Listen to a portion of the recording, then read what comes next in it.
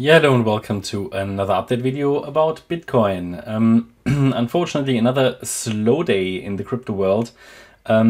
Tomorrow, don't forget, we've got the FOMC meeting minutes that are going to be released tomorrow, so on Wednesday. I would not overestimate this. This is typically a bit of a hype. Some people say, all right, you can expect some volatility. And yeah, it could be, but it's normally like, only related to volatility if something's in those minutes that hasn't been leaked already or that hasn't been known. And, I don't know if there's going to be anything in those minutes that's going to be unexpected. Since the last Fed meeting anyway, we've had, Jerome Powell participate in a speech and a lot of info came out. And I don't think that will generate a lot of volatility tomorrow. But before we dive deeper into the analysis, first a few words about the sponsor of today's Bitcoin video, Chartprime. Chartprime is a service that provides specific TradingView indicators. There are 5 specific and unique indicators that you can only get through Chartprime if you sign up to one of their plans. These are based on quite complex algorithms and formulas and can be helpful in identifying trade setups, which means they can provide additional signals that could support your trading. Indicators can, for example, also be useful to support Elliott Wave counts to give more confidence. Of course, you don't need to apply Elliott Wave to use Chartprime, and the combination of their indicators alone can provide trade setups and signals as well. They currently offer a 30% limited time discount, so if you are interested in this, check it out. Of course, bear in mind that no indicator works 100% of the time. Here's an example of the Bitcoin chart with one of the range indicators. This indicator combines various indicators in itself, so you can adjust it to your needs, but it basically shows your range resistances, different support resistance levels based on different time frames, and it categorizes them based on their relevance. And this indicator provides you with dynamic support and resistance bands to which the price is reacting. And if you're interested in checking it out, make sure that you use the link in the video description and on their website. You can also read through testimonials and you can join their Discord community, which you can join in case you have any questions about how to use those indicators. There will be more unemployment data on Thursday. That could be a bit of a catalyst that we finally break out of this range. Also with regards to the unemployment data, I'm not sure if you were aware, there's been this scandal, or there is the scandal in the US about fraud when releasing unemployment data. So it seems like some of that unemployment data that has been released has been faked, or at least not been accurate, and it's sort of related to Massachusetts or something. So I'm not too far into this, but I have certainly read a few articles claiming that the unemployment data in the US is less reliable now. And it might have impacted markets in a wrong way in recent months. So that's certainly something interesting to keep in mind. But then on Friday, obviously, we have the inflation data. And that will be quite meaningful, I think, especially for the next Fed interest rate decision, because more and more Fed members are very open towards pausing interest rates. So I think that the next meeting could be a very decisive one.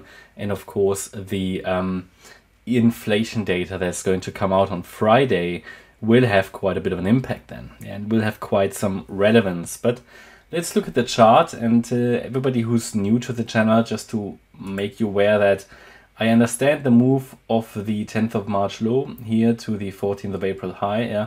We see that as a wave 1, and we see the current move down as a wave 2. Now, I'm not going to lie, there are multiple interpretations possible here on this way down, but that's only logical because we are in a correction. So in a correction, corrective patterns can morph easily into different structures. I count it currently as an ABC structure, so where we say that off the high, we came down in an A wave, rallied in a B wave that ended here on the, I think, the 30th of April. And we're now coming down in a 5-wave move. We had a wave 1, we had a wave 2, we had a wave 3. This here could be a wave 4 triangle, which extended in the last couple of days, and we could then sell off directly, and that would be my preferred option, at least as long as we stay below 27,700. That would certainly be the preferred option, because with that, one more low could be the last one. And it would also be the preferred option because it would most likely finish this correction sooner than any other scenario, because what are the alternatives in this wave 2? So, I mean, don't get me wrong, you know, this wave 2, this is the scenario. And this is going to be the scenario as long as we're holding above 22K. I don't expect price necessarily to go down that much, but it can do in this wave 2 correction. But obviously there are a few ways how we can, you know, play, how this correction can play out. As long as we stay below 27,700, for me, the main idea really is that this here is currently a wave 4 as a triangle. Wave 4s often unfold as triangles, and we could then sell off in a fifth wave. But we need a bit of a bit more to this pattern to complete. We're going to talk about that. But just note that above 27,700, this particular triangle wave count will get invalidated. It will already get less likely above 27,500. So that's very important. Above 27,700, other scenarios come into play, and let's talk about them in this video. They might not necessarily be bullish, but they allow for a larger bounce. One scenario is that this wave 4 will not unfold as a triangle, but simply as a WXY structure, wave W, wave X, wave Y, and that could go a little higher. And we have important resistance at 28,322. If it goes above that level, then I would simply count this also either as a WXY or ABC structure, as long as we have 3 waves, and I would see it as a larger B wave. Okay, so one scenario I could imagine is happening is that all of this was just an A wave. We're going to get a B wave and would then come down in wave C.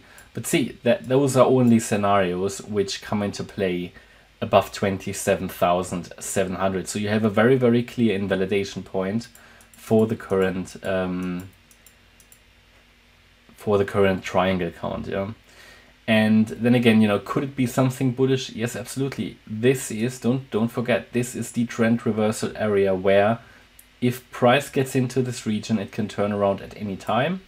We did reach it. Yeah, I intentionally added the 38.2 retracement this time to the support area because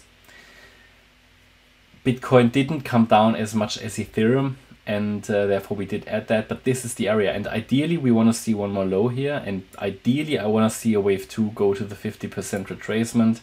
But you know how it works. Sometimes the price, especially in a bullish structure, and that's the idea, you know, that the next wave up should go higher, obviously, you know, to in the third wave, it could be quite bullish, that sometimes the corrections are very, very shallow.